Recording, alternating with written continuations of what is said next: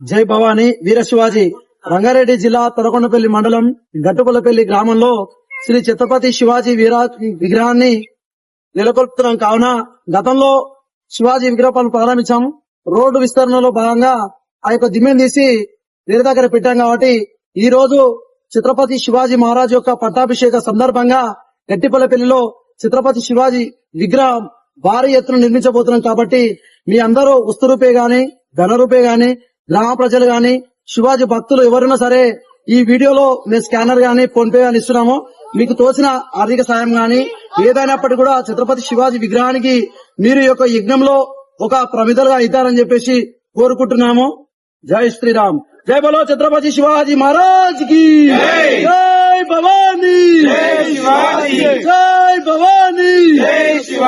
భారత్ మాతా की जय.